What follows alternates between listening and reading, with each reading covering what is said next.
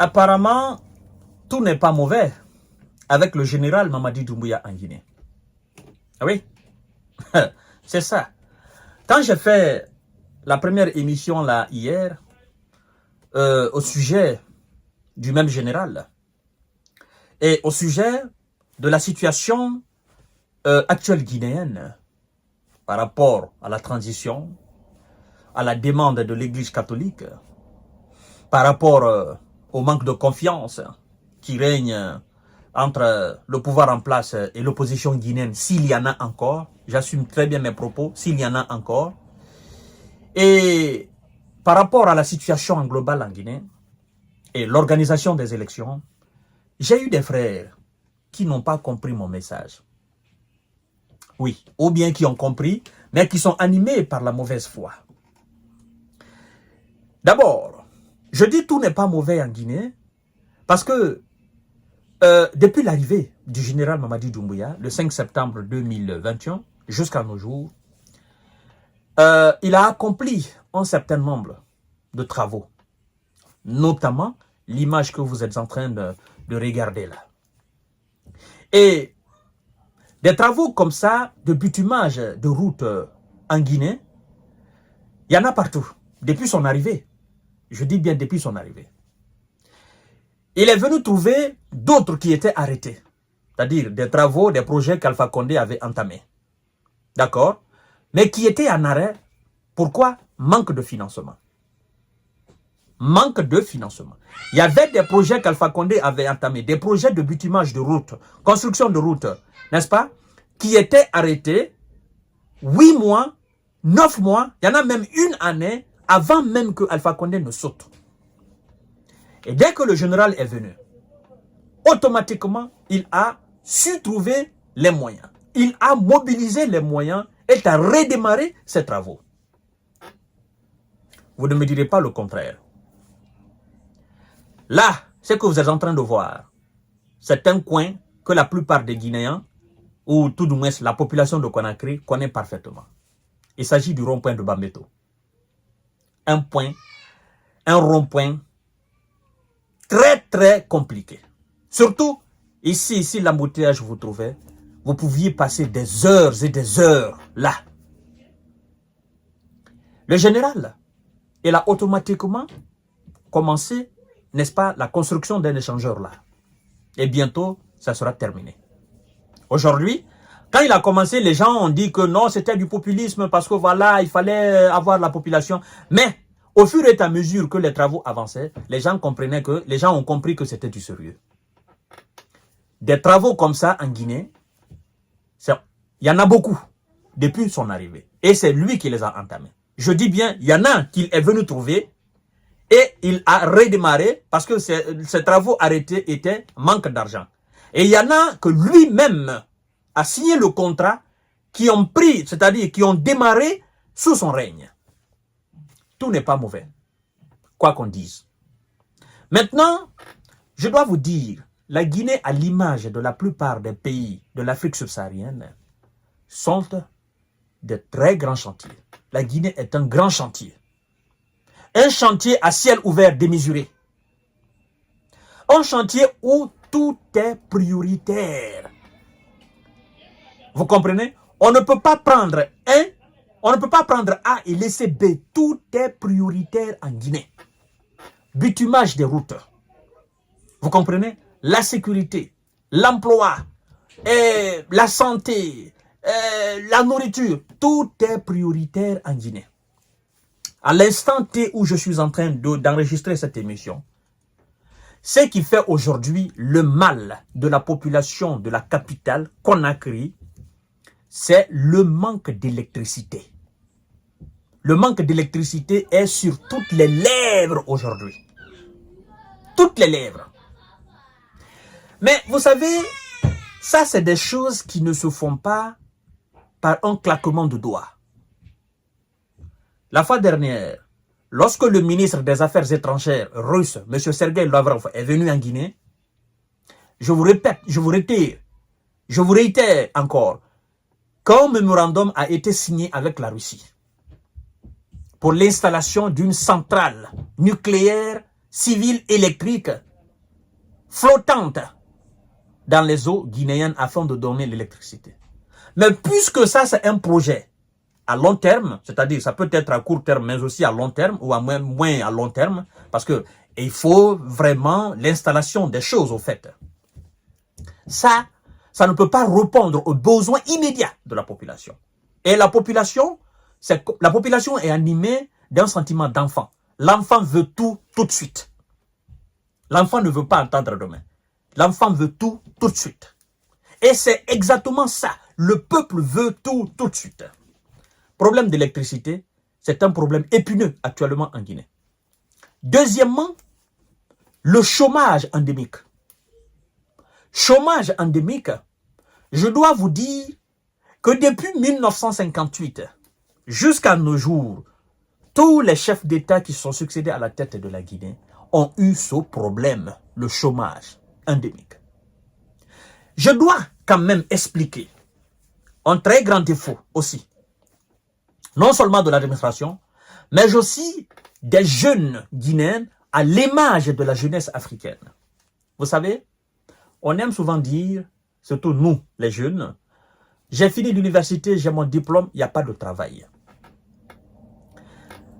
C'est un faux départ. Vous ne comprendrez que c'est une erreur monumentale de votre part, vous-même les jeunes, que lorsque vous allez sortir de chez vous, allez dans les pays où le diplôme universitaire en réalité ne veut rien dire. Quand je dis ne veut rien dire, quand vous sortez de chez vous et que vous allez dans les pays, dans d'autres pays, où carrément, il ne suffit pas d'avoir un diplôme universitaire pour être embauché quelque part. Allez-y par exemple dans les pays européens, dans les pays américains par exemple. Lorsque vous allez là-bas, des jeunes n'ont même pas besoin d'aller à l'université.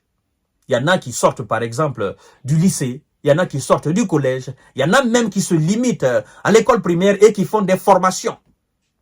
Formations rapidement et puis qui sont embauchés dans les entreprises. Mais pour parler d'entreprise, évidemment, ça c'est le secteur privé. C'est pourquoi je dis, c'est pas l'administration, la fonction publique qui peut employer toutes les promotions qui sortent des universités. C'est le secteur privé qui fait d'un pays un pays. Plus on développe le secteur privé, plus on diminue le chômage dans un pays. La fonction publique ne peut pas diminuer le chômage dans un pays. La fonction publique ne peut pas embaucher toutes les promotions qui sortent des universités, des différentes filières universitaires. C'est impossible. Nulle part ailleurs dans le monde, ça ne se passe comme ça.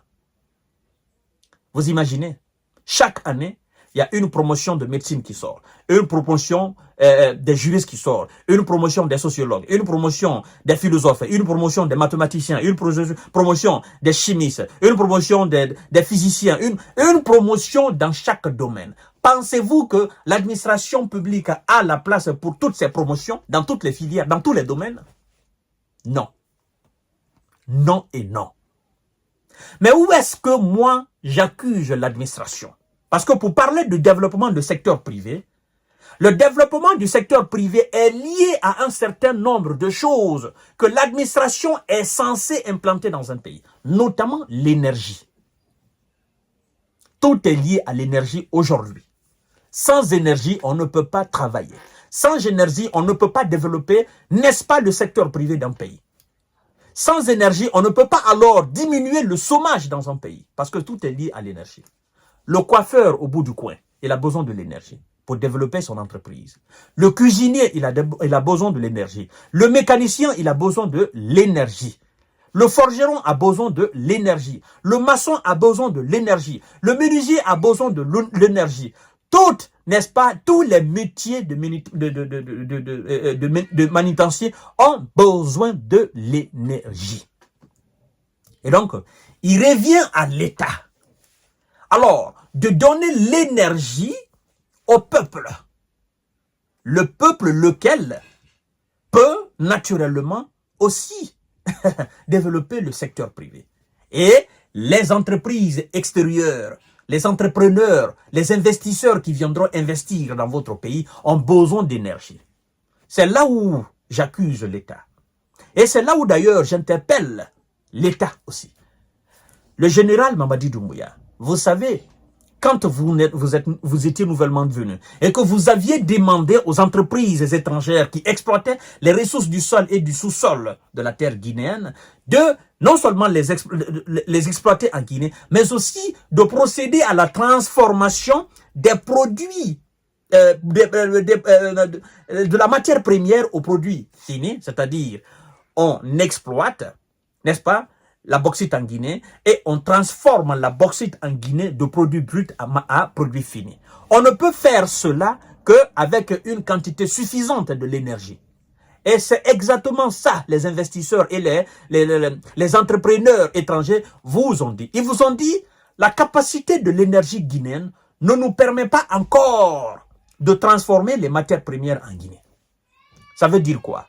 Ça veut dire que vous devez redoubler d'efforts dans ce sens, afin qu'il y ait plus d'entreprises, afin que le secteur privé puisse se développer. Parce qu'avec l'énergie et les moyens modernes, les machines modernes, on peut naturellement agrandir les sociétés privées, lesquelles des sociétés peuvent employer massivement aussi les jeunes et donc la diminution du chômage. Tout est lié. Dans un pays, tout est lié. C'est comme le corps humain. Tout est lié, tout est centralisé. Lorsque vous allez dans les pays dits développés, c'est l'énergie, au fait. C'est l'énergie qui fait fonctionner tout. Vous comprenez? C'est l'énergie qui fait fonctionner tout. Et donc, mesdames et messieurs et mesdemoiselles, parlant encore des élections, vous devez savoir, Mamadi Doumbouya et ses éléments ont fait un coup d'État. Ils ont délogé Alpha Condé.